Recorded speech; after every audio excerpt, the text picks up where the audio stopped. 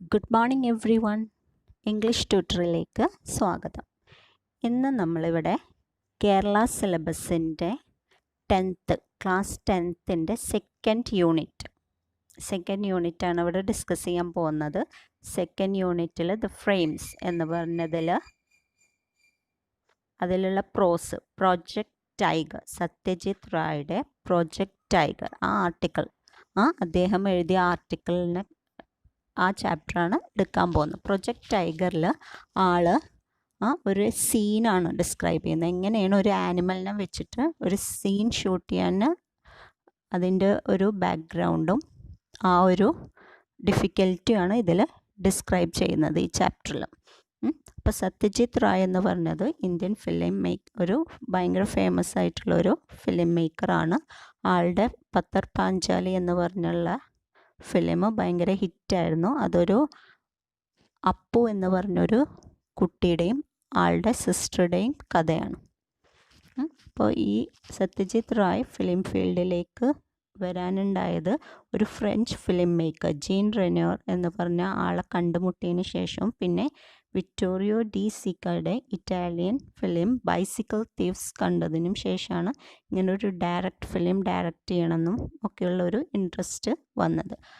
ആൾ ഇതുവരെ 36 ഫിലിംസ് എടുത്തിട്ടുണ്ട്, including feature films, documentaries and short films. പിന്നെ നമുക്കിനി പ്രൊജക്റ്റ് ടൈഗർ എന്നുള്ള ചാപ്റ്ററിലേക്ക് കടക്കാം.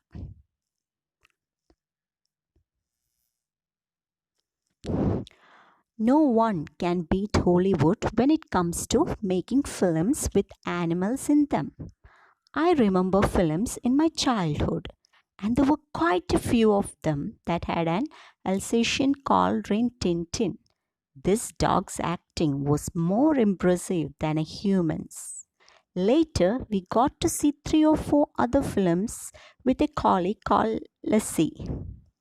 It seems that the director could make Lassie do just about anything. These trained dogs were famous stars in their own rights, and the money they earned was no less than what a real film star got. Their owners could easily make as much as 100,000 rupees from just one film. അപ്പോൾ ഇവിടെ ഒരു ഹോളിവുഡും English ഫിലിംസിനെ കുറിച്ചിട്ടാണ് പറയുന്നത്. ആനിമൽസിനെ ക്യാരക്ടറായിട്ട് വെച്ച് film ഉണ്ടാക്കുന്നതിൽ ഹോളിവുഡിനെ ആർക്കും തോൽപ്പിക്കാൻ പറ്റില്ല. കാരണം ഇംഗ്ലീഷ് ഫിലിം അത്രയും പെർഫെക്റ്റ് ആയിട്ടാണ് ആനിമൽസിനെ വെച്ചിട്ട് ഫിലിംസ് എടുക്കുന്നത്. അപ്പോൾ സത്യജിത് റായ് ഫിലിംസ് ചൈൽഡ്ഹുഡിൽ കണ്ട കാര്യം പറയാണ്. അതിൽ ഒരു അൽസേഷ്യൻ ഡോഗായ റിൻ ടിൻ ടിൻ എന്ന് പറഞ്ഞിട്ടുള്ളൊരു ഡോഗിൻ്റെ ഒരു ഫിലിം ഉണ്ടായിരുന്നു. അപ്പോൾ ആ ഒരു the dogs acting was more impressive than A humans.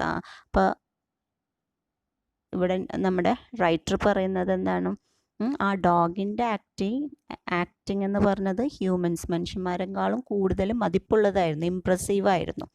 Later we got to see 3 or 4 other films. അത് കഴിഞ്ഞിട്ട് വേറെ ഇതുപോലെ 2-3 ഫിലിംസ് ഉണ്ടായിരുന്നു ഇതുപോലെ ആനിമൽസിനെ വെച്ചിട്ട്. അത് ഒരു ലസി എന്ന് പറഞ്ഞൊരു ഡോഗിനെ വെച്ചുള്ളൊരു ക്യാരക്ടറായിരുന്നു.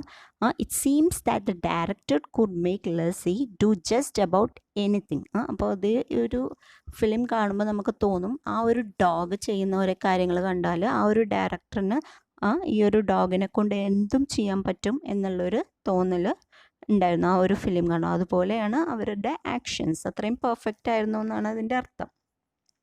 These trained dogs were famous stars in their own rights. അപ്പോൾ ഈ ഒരു ട്രെയിൻഡ് ആയിട്ടുള്ള ഡോഗ്സ് ഫേമസ് സ്റ്റാർസ് പോലെ തന്നെ ആയിരുന്നു അവരുടെ ഒരു ഇതിൽ. And the money they earned was no less than what a real film star got. പിന്നെ അവർക്ക് കിട്ടുന്ന പേയ്മെൻറ്റ് ഈ ഡോഗ്സ് ആണെന്ന് വിചാരിച്ചിട്ട് കുറച്ച് എമൗണ്ട് എന്നല്ല കിട്ടുന്നത്, മറ്റുള്ള ഫിലിം സ്റ്റാർസ് കിട്ടുന്നതിന് അത്രയും ഇവർക്കും കിട്ടിയിരുന്നു.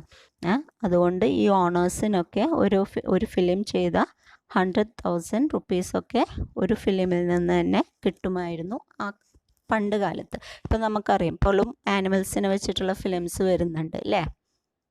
റിംഗ് മാസ്റ്റർ നിങ്ങളെല്ലാവരും കണ്ടിട്ടുണ്ടാവും. ദിലീപിൻ്റെ റിംഗ് മാസ്റ്റർ, അതിൽ ആ ഡോഗ് പെർഫോം ചെയ്യുന്നത്, ഓരോ സീനുകൾ പെർഫോം ചെയ്യുന്നതും അതിനൊക്കെ അതിൻ്റേതായ അത്രയും നന്നായി ആക്ട് ചെയ്യുന്നത്. ഇതാണ് റിൻ ടിൻ ടിൻ എന്ന് പറഞ്ഞ ഒരു ഫിലിമിലത്തെ ഡോഗ്. ഇതൊരു ലസ്സി എന്ന് പറഞ്ഞ ആ ഫിലിമിലത്തെ ഡോഗാണ് ഇതും. ഇവർ ഈ ഒരു രണ്ട് ക്യാരക്ടേഴ്സും വളരെ ഫേമസ് ആയിട്ടുള്ള ക്യാരക്ടേഴ്സാണ്. പിന്നെ കുറേ ഫിലിംസ് ഉണ്ടായിരുന്നു. ഇത് ഹോളിവുഡിൽ അന്ന് പണ്ട് കുറേ മുന്നുള്ള ഫിലിംസായിരുന്നു ഇത്. നമ്മുടെ റൈറ്റർ കണ്ടിരുന്ന കുറച്ചു ഫിലിംസാണ് ഇത്. റിൻ ടിൻ ടിനും ലസ്സിയും. Okay. I realized how reverently these animal actors were treated when I happened to see the shooting of a film 20 years ago in Disney studio in Hollywood. അപ്പോൾ ആൾ പറയാണ്, എനിക്ക് അപ്പോഴാണ് മനസ്സിലായത് എങ്ങനെയാണ് ഈ ആനിമൽ ആക്ടേഴ്സിനെ എത്ര റെസ്പെക്റ്റോടു കൂടിയാണ് ഇവരെ ട്രീറ്റ് ചെയ്യണത്. The main character of this film was a large dog. I reached the studio to find that the shooting had not yet started. അപ്പോൾ ഈ ഒരു ഫിലിം, ഇപ്പോൾ നമ്മുടെ റൈറ്റർ കാണാൻ പോയ ഫിലിമും ഒരു ഡോഗിൻ്റെ ആയിരുന്നു, ഒരു വലിയൊരു ഡോഗായിരുന്നു അതിൻ്റെ മെയിൻ ക്യാരക്ടർ. അപ്പോൾ റൈറ്റർ ഒരു ഷോട്ടൊന്നും മിസ് ചെയ്യണ്ടെന്ന് വെച്ച് രാവിലെ നേരത്തെ തന്നെ സ്റ്റുഡിയോയിൽ എത്തി. ഷൂട്ടിംഗ് തുടങ്ങുന്നതിൻ്റെ മുൻപ് തന്നെ സ്റ്റുഡിയോയിൽ എത്തി. The cameraman was getting the lights ready. It is customary for actors to be present when the lights are arranged, for they have to show the cameraman how they will walk or where they will stand in a particular shot. അപ്പോൾ cameraman ലൈറ്റൊക്കെ റെഡിയാക്കി, ലൈറ്റും സെറ്റിങ്സൊക്കെ റെഡിയാക്കി നിൽക്കുകയായിരുന്നു. അപ്പോൾ it is customary for actors to be present when the lights were arrange. അപ്പോൾ അതൊരു പതിവായിരുന്നു. ആക്ടേഴ്സ് ലൈറ്റ്സൊക്കെ റെഡി അറേഞ്ച് ചെയ്യുമ്പോൾ ആക്ടേഴ്സും അവിടെ എത്തുക എന്നുള്ളത് അതൊരു പതിവുള്ളൊരു കാര്യമായിരുന്നു. കാരണം അവർ കാണിച്ചു കൊടുക്കണം, ക്യാമറാമാന് കാണിച്ചു കൊടുക്കണം എങ്ങനെയൊക്കെയാണ് നടക്കുന്നത്, എവിടെയാണ് നിൽക്കുന്നത്. ഒരു ഷോട്ട് നടത്തുമ്പോൾ അവരുടെ പ്ലേസ് എവിടെയെന്നുള്ളത് അവർ ക്യാമറാമാന് ഫസ്റ്റ് തന്നെ നിന്ന് കാണിച്ചു കൊടുക്കണം. In the case of very famous stars, this job is done by their stand-ins. A stand-in is usually a person who is physically similar to the real star. അപ്പോൾ ഈ ഒരു പതിവുണ്ടായിരുന്നു. കാരണം ക്യാമറാമാനും ലൈറ്റ്സൊക്കെ റെഡിയാക്കുന്ന ടൈമിൽ ആക്ടേഴ്സ് അവരുടെ ഓരോ ഷോട്ടിൽ ഓരോ സീനിൽ അവരെവിടെ നിൽക്കുക, അവരിവിടെ നിന്ന് എങ്ങോട്ടൊക്കെ നടക്കും എന്നുള്ള ആ ഒരു സംഭവങ്ങൾ ഒന്ന് ആക്ട് ചെയ്ത് ക്യാമറാമാനെ കാണിക്കും. എന്നാലേ ആൾക്ക് ക്യാമറ എവിടെയൊക്കെ ഫോക്കസ് ചെയ്യേണ്ടതെന്നുള്ളൊരു ഐഡിയ കിട്ടുള്ളൂ. പെട്ടെന്ന് ഇപ്പോൾ ചേഞ്ച് ചെയ്യുമ്പോൾ അവർക്ക് എങ്ങോട്ടാണ് ക്യാമറ ചേഞ്ച് ചെയ്യേണ്ടതെന്നുള്ളത് കൺഫ്യൂഷനാവും. അപ്പോൾ ഇത് മുൻകൂട്ടി തന്നെ പറയും. അപ്പോൾ ചില കേസിന് ഇപ്പോൾ നമ്മുടെ ഫേമസ് ആയിട്ടുള്ള ഭയങ്കര സൂപ്പർ സ്റ്റാർസൊക്കെ ആണെങ്കിൽ ഈ ഒരു ജോലി, ഈ നിൽക്കുന്നതും കാണിച്ചു കൊടുക്കുന്ന ജോലികളും അവർ ചെയ്യില്ല, സൂപ്പർ സ്റ്റാർസ് ചെയ്യില്ല. അവർക്കാരുണ്ടാവും, സ്റ്റാൻഡിൻസ് എന്ന് പറഞ്ഞ ആൾക്കാരുണ്ടാവും. സ്റ്റാൻഡിൻസ് നമ്മുടെ ഡ്യൂപ്പ് പോലെ. അപ്പോൾ ഈ stand-in is usually a person who is physically similar to the real star. ഏകദേശം ഒരു സിമിലാരിറ്റി നമുക്ക് കാണുമ്പോൾ ഒരു സാമ്യമുള്ള ആൾക്കാരാണ് ഡ്യൂപ്പായിട്ട് നമ്മൾ വെക്കാറ്. അപ്പോൾ ഇവരാണ് സെറ്റിൽ ഈ ഷൂട്ടിംഗ് നടത്തുന്ന സ്ഥലത്ത് വന്നിട്ട് ഇവർക്കൊക്കെ ഈ പൊസിഷനൊക്കെ പറഞ്ഞു കൊടുക്കുന്നത്. The stars themselves arrive only when the lights are ready and it is time to take a shot. അപ്പോൾ ഈ സൂപ്പർ സ്റ്റാർസൊക്കെ എപ്പോഴാണ് വരിക? എല്ലാം റെഡി ആയിട്ട്, ലൈറ്റ്സും എല്ലാ സംഭവവും റെഡി ആയിട്ട് ഷോട്ട് എടുക്കുന്ന ടൈമിലാണ് സൂപ്പർ സ്റ്റാർസ് വരുള്ളൂ. അപ്പോൾ കുറച്ച് ആക്ടേഴ്സ് മാത്രമാണ് നമ്മളുടെ സീനിൽ ഉണ്ടാവുള്ളൂ. ലൈറ്റൊക്കെ സെറ്റ് ചെയ്യുമ്പോൾ കുറച്ച് ആക്ടേഴ്സ് ഉണ്ടാവുള്ളൂ. Here in Disney studio, I noticed that a few actors were moving about in the set, and on one side, standing quietly, was the protagonist, the same large dog. അപ്പോൾ ഇവിടെ നമ്മുടെ Disney സ്റ്റുഡിയോയിൽ കുറച്ച് ആക്ടേഴ്സിനൊക്കെ അങ്ങോട്ടും ഇങ്ങോട്ടും പോകുന്നത്, സെറ്റിൽ അങ്ങോട്ടും ഇങ്ങോട്ടും പോകുന്നത് കണ്ടു. പിന്നെ ഒരു സൈഡിൽ വളരെ ശാന്തമായിട്ട് ആരാ നിൽക്കുന്നുണ്ടായിരുന്നു? നമ്മുടെ മെയിൻ ക്യാരക്ടർ, പ്രോട്ടഗോണിസ്റ്റ് എന്ന് പറഞ്ഞാൽ മെയിൻ ക്യാരക്ടർ, ഒരു വലിയ ഒരു ഡോഗായിരുന്നു. The cameraman shouted to everyone to take their position, but the dog remained where it was. This puzzled me. Could it be that it is not required in the next shot? അപ്പോൾ അത് കഴിഞ്ഞപ്പോൾ ക്യാമറാമാന് shout ചെയ്തു, എല്ലാവരോടും position എടുക്കാൻ പറഞ്ഞു. പക്ഷേ ഈ dog മാത്രം അവിടെ തന്നെ ഇരുന്നു, അവിടെ തന്നെ ആ നിൽക്കണോട് തന്നെ ഉണ്ടായിരുന്നു, മാറിയില്ല. അപ്പോൾ ഇതേ എനിക്കൊരു അത്ഭുതമായിരുന്നു. കാരണം ഇനിയിപ്പോൾ എങ്ങാനും ഈ ഒരു ഡോഗ് ചിലപ്പോൾ അടുത്ത ഷോട്ടിൽ ഉണ്ടാവില്ല, അതുകൊണ്ടാണ് ആ ഡോഗ് ആളുടെ പൊസിഷൻ എടുക്കുന്നത്. മറ്റുള്ളവരൊക്കെ അവരുടെ പൊസിഷൻ എടുത്തു. Before I could ask someone, a strange thing happened. From nowhere appeared a little dwarf, followed by another man carrying a hairy dog skin. Then, to my perfect amazement, the dwarf went down on all the fours on a chalk mark on the floor, just like an animal, and the dog's skin was draped over him. അപ്പോൾ ഇത് ആകെ നമ്മുടെ writer ഇതെന്താണ് ഈ dog main actor അല്ലേ, ഇനിയിപ്പോൾ ഈ അടുത്ത ഷോട്ടിൽ ഡോഗ് ഇല്ലേ, കാരണം ഡോഗ് അനങ്ങുന്നില്ലേ, അല്ല ക്യാമറാമാൻ ഷൗട്ട് ചെയ്തപ്പോൾ എല്ലാവരും അവരുടെ പൊസിഷനിലേക്ക് മൂവ് ചെയ്തു, പക്ഷേ ഈ ഡോഗ് മാത്രം അവിടെ തന്നെ നിന്നു. Before I could ask someone, ആരുടെ അടുത്തെങ്കിലും ചോദിക്കാമെന്ന് വിചാരിക്കണതിൻ്റെ മുന്നേ തന്നെ സ്ട്രേഞ്ച് തിങ് ഹാപ്പൻ, ഒരു വിചിത്രമായ കാര്യം സംഭവിച്ചു. എന്താണ് അത്? എവിടുന്നോ ഒരു ചെറിയൊരു ഡ്രോഫ് എന്ന് പറഞ്ഞാൽ കുള്ളൻ, അധികം ഹൈറ്റ് ഇല്ലാത്ത മനുഷ്യൻ, എവിടുന്നോ ഒരു ചെറിയൊരു ഡ്രോഫ് വന്നു.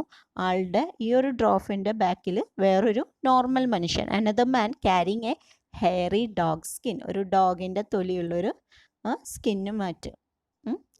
ഇയാളുടെ ബാക്കിൽ ഒരു സാധാരണ നോർമൽ മനുഷ്യന് വന്നിരുന്നു.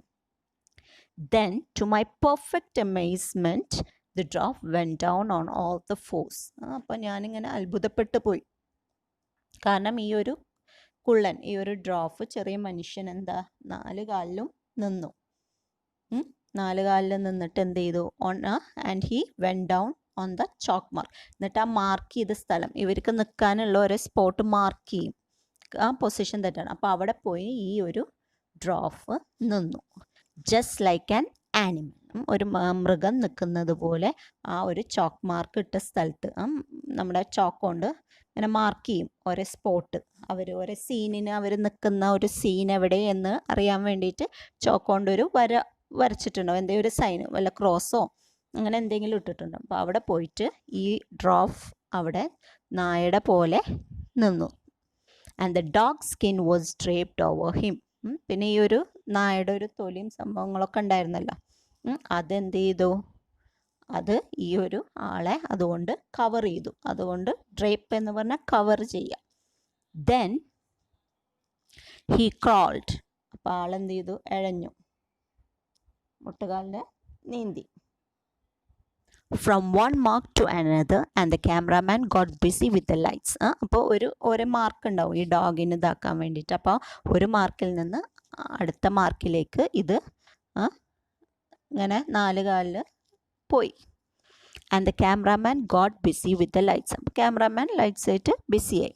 It finally dawned upon me that this dwarf was paid to be the dog stand-in. അപ്പോഴാണ് പിന്നെ ഇത് എനിക്ക് മനസ്സിലായത്, ഈ ഒരു ഡ്രോഫാണ് ഈ ഡോഗിൻ്റെ സ്റ്റാൻഡിൻ, ഡോഗിൻ്റെ ഡ്യൂപ്പായിട്ട് പേ ചെയ്തിരുന്നത് ഈ ഒരു ഡ്രോഫിനായിരുന്നു. Every animal in a Hollywood film is well trained. It is not difficult to train a horse or a dog. But have you ever heard of trained ravens? Not just 1 or 2, but nearly 100 of them. Even this was made possible in Hollywood when the creator of some of the best suspense film in the history of cinema, Alfred Hitchcock, decided to make a film called Birds. അപ്പോൾ Hollywood ഫിലിംസിലുള്ള ആനിമൽസിനൊക്കെ well trained ആണ്, നല്ല പരിശീലിപ്പിച്ച ആനിമൽസിനാണ് Hollywood ഫിലിംസിൽ കാണാറ്. അപ്പോൾ ഒരു നായ ഒരു കുതിര എന്ന് പറഞ്ഞവരെ ട്രെയിൻ ചെയ്യാൻ അത്ര വലിയ ബുദ്ധിമുട്ടുള്ളൊരു കാര്യമല്ല. But have you ever heard of trained ravens? പക്ഷെ നിങ്ങളെ ട്രെയിൻ ചെയ്ത പരിശീലിപ്പിച്ച റാവൻസിനെ കുറിച്ച് കേട്ടിട്ടുണ്ട്. റാവൻസ് എന്ന് പറഞ്ഞാൽ വലിയ കാക്കയാണ്, ബലിക്കാക്ക എന്നൊക്കെ പറയും. വലിപ്പമുള്ള കാക്കയാണ് റാവൻസ് എന്ന് പറയാം. അതും ഒന്നോ രണ്ടോ അല്ല, ബട്ട് ഹൺഡ്രഡ്സ് ഓഫ് ദം, നൂറുകണക്കിന് റാവൻസിനെ ട്രെയിൻ ചെയ്ത ഒരു ഫിലിമിൽ അഭിനയിപ്പിച്ചിട്ടുണ്ട്. അത് നിങ്ങൾക്കറിയോ? അത്രയും ട്രെയിൻ ചെയ്ത് നമുക്ക് പട്ടിനും ഈ ഹോഴ്സിനൊക്കെ നമുക്ക് ട്രെയിൻ ചെയ്യാൻ പറ്റും. പക്ഷെ റാവൻസിനൊക്കെ, ഒരു കാക്കനൊക്കെ ട്രെയിൻ ചെയ്യാന്ന് പറഞ്ഞാൽ അത് പോസിബിൾ ആണോ? Even this was made possible in Hollywood. പക്ഷെ ഇതുപോലും ഹോളിവുഡിൽ സാധിച്ചിട്ടുണ്ട്. When the creator of some of the best suspense film in the history of cinema, Alfred Hitchcock decided to make a film called Birds. ഇതാണ് Alfred Hitchcock. ആളൊരു famous film മേക്കറാണ്, ഡയറക്ടറാണ്, വളരെ famous ആണ്. കുറേ ഫിലിംസ് വളരെ ഫേമസ് ആയിട്ടുണ്ട്. അപ്പോൾ ഈ ഒരു ആളാണ് ആൽഫ്രഡ് ഹിച്ച്കോക്ക് എന്ന് പറഞ്ഞ ഇയാളാണ് ബേർഡ്സ് എന്നൊരു ഫിലിമിൽ ഹൺഡ്രഡ്സ് ഓഫ് റാവൻസിനെ ഉള്ള ഒരു സീൻ എടുത്തത്. Okay, the story, birds from all over the world start attacking humans. Hitchcock need a variety of birds, but what was required in the largest number was ravens. Notices were placed in the press all over the United States, asking people to contact the filmmaker if they knew how to get hold of trained ravens. അപ്പോൾ ഈ ഒരു film എന്ന് പറഞ്ഞത്, അതിൻ്റെ story എന്ന് പറയുന്നത് birds, ലോകത്തു നിന്നുള്ള എല്ലാതരം ബേർഡ്സും ഹ്യൂമൻസിനെ അറ്റാക്ക് ചെയ്യുക എന്നുള്ളൊരു ഫിലിമാണിത്.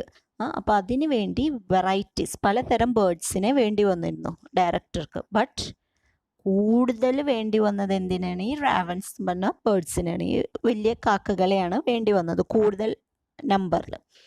അതിനു വേണ്ടി നോട്ടീസും പിന്നെ പേപ്പറിലും ഒക്കെ പരസ്യം കൊടുത്തു. യുണൈറ്റഡ് സ്റ്റേറ്റ്സിലെ എല്ലാ നോട്ടീസുകളിലും പേപ്പറിലും എല്ലാം പരസ്യം കൊടുത്തു. എന്ത് പറഞ്ഞിട്ട്? ഇങ്ങനെ ട്രെയിൻ ചെയ്ത റാവൻസിനെ വേണം. അങ്ങനെ ഉള്ളവർ ഈ ഒരു ഫിലിം മേക്കറിനെ കോണ്ടാക്ട് ചെയ്യാൻ വേണ്ടി പറഞ്ഞൊരു ആഡ്, പോസ്റ്ററും നോട്ടീസും ന്യൂസിലൊക്കെ പബ്ലിഷ് ചെയ്തിരുന്നു.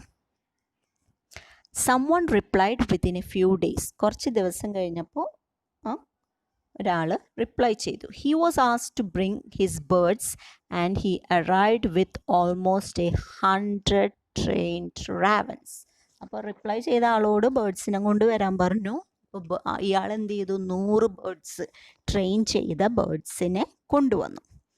Admittedly, their training had not gone very bad. That is to say, they could not do anything that might be seen as extraordinary.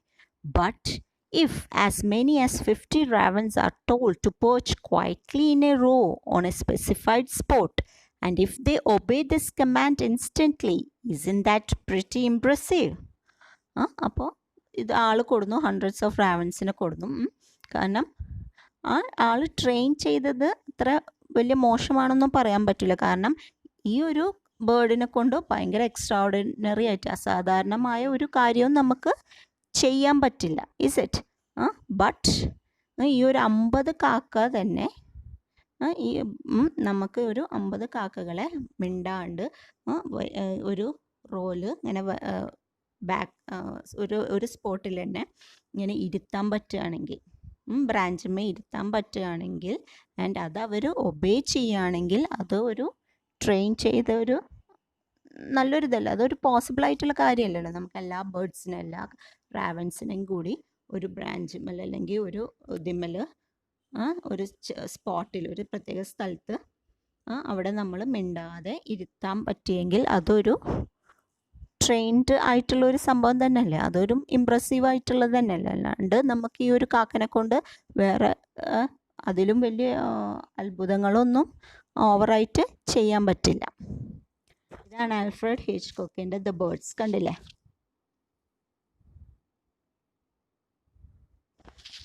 Ravens ഇരിക്കുന്ന ഫോട്ടോ.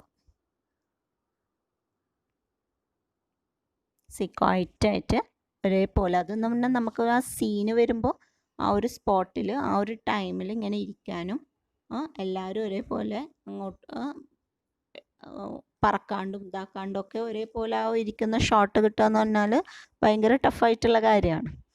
അപ്പം അത് ട്രെയിൻ ചെയ്ത് തന്നെ ആവണം അല്ലേ? അപ്പോൾ ഇതും പോസിബിൾ ആക്കിയിട്ടുണ്ട് Hollywood cinema. Needless to say, in our own country, it is not at all easy to find trained animals. Although some films have been made in Bombay and Madras that involved working with elephants, horses, and tigers. Their performance did suggest that they were used to obeying commands. In Bengal, it is sometimes possible to find clever dogs, particularly police dogs, which are quite intelligent. If one is prepared to be patient, it's not altogether impossible to get good performance out of them, as we managed to do with Bulo in Patar Panchali. Okay, അപ്പം നമ്മുടെ കൺട്രിയിലും ഇന്ത്യയിലും അത് അത്ര വലിയ easy ആയിട്ടുള്ള ഒരു കാര്യമല്ല trained ആനിമൽസിനെ കണ്ടുപിടിക്കുക എന്നുള്ളത്. നമ്മുടെ ഫിലിംസിൽ ബോംബെയിലും മദ്രാസിലൊക്കെ എടുത്ത ഫിലിംസിൽ നമുക്ക് എലഫൻസിനും ഹോഴ്സിനും ടൈഗേഴ്സിനൊക്കെ നമുക്ക് ഫിലിമിൽ ഇൻക്ലൂഡ് ചെയ്തിട്ടുണ്ട്. Their performance did suggest that they were used to obeying commands. അവർ അത്യാവശ്യം ഒക്കെ ചെയ്തിട്ടുണ്ട്, ആ ഒരു ക്യാരക്ടർ ഇതുപോലെ ചെയ്തിട്ടുണ്ട്. In Bengal it is sometimes possible to find clever dogs. ബംഗാളിൽ ക്ലവർ ഡോഗ്സിനെ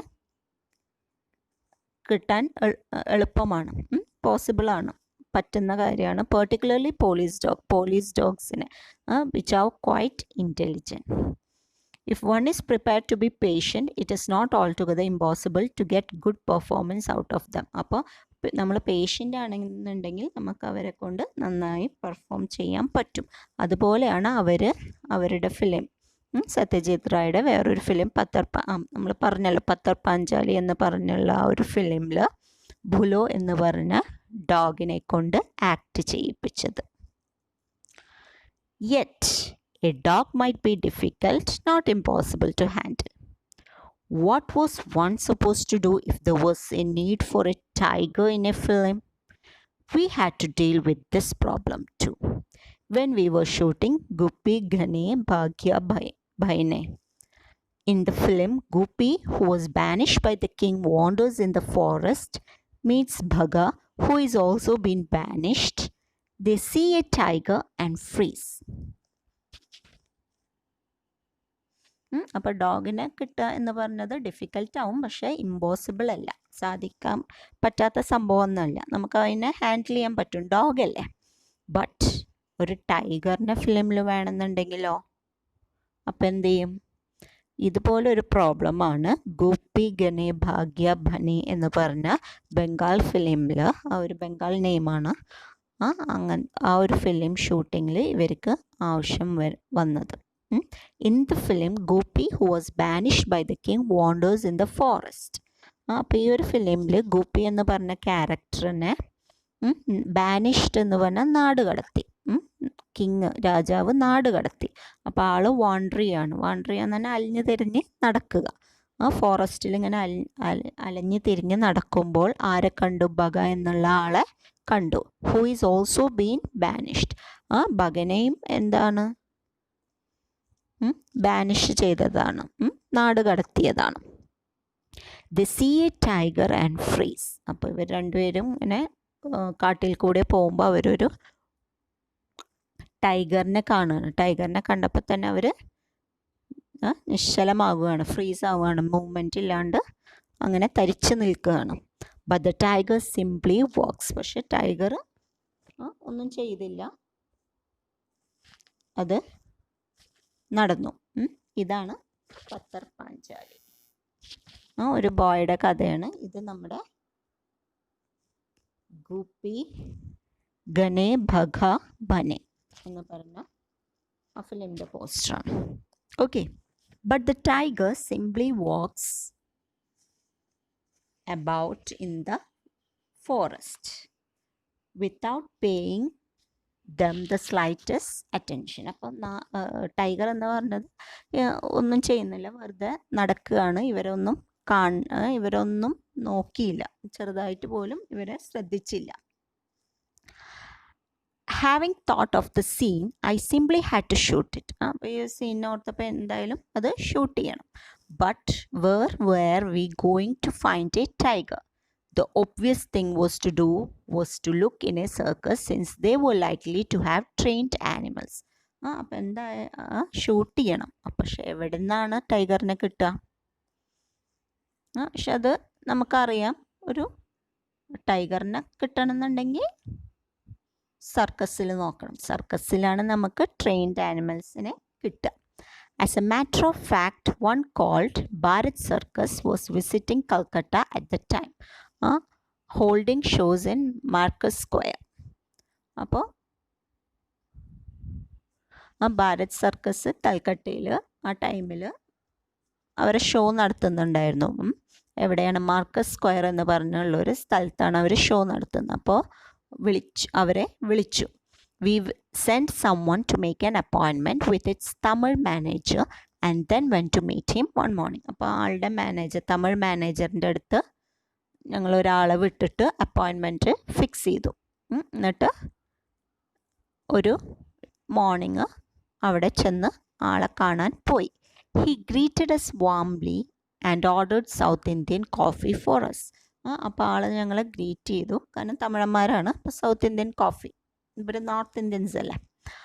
സോ അവരുടെ കോഫി ഓർഡർ ചെയ്തു. The manager heard the reason for our visit, then send for one mister Thorat. അപ്പോൾ ഞങ്ങളുടെ ആവശ്യങ്ങൾ, ഞങ്ങളുടെ കാരണങ്ങളൊക്കെ എന്തിനാണ് വന്നതെന്നുള്ളത് ഞങ്ങൾ പറഞ്ഞു. അപ്പോൾ ആള് മിസ്റ്റർ തോറത്ത് എന്ന് പറഞ്ഞ ഒരാളെ വിളിച്ചുകൊണ്ട് വരാൻ പറഞ്ഞു. He turned out to be the ring master. അപ്പോൾ ആളാരായിരുന്നു? ഈ ആനിമൽസിനെ ട്രെയിൻ ചെയ്യുന്ന റിംഗ് മാസ്റ്റർ ആയിരുന്നു. He too was a south Indian. ആളും ഒരു സൗത്ത് ഇന്ത്യൻ ആയിരുന്നു. Very well built with features somewhat like those of a Nepali. നല്ല ഹെൽത്തി ആയിരുന്നു, നല്ല ആരോഗ്യമുള്ള ഒരാളായിരുന്നു. പക്ഷെ അവളുടെ ലക്ഷണം കണ്ട ഒരു നേപ്പാളിയെ പോലെ ആയിരുന്നു. He was perhaps no more than 40. ആളൊരു 40 വയസ്സിൽ കൂടുതൽ നമുക്ക് തോന്നില്ല.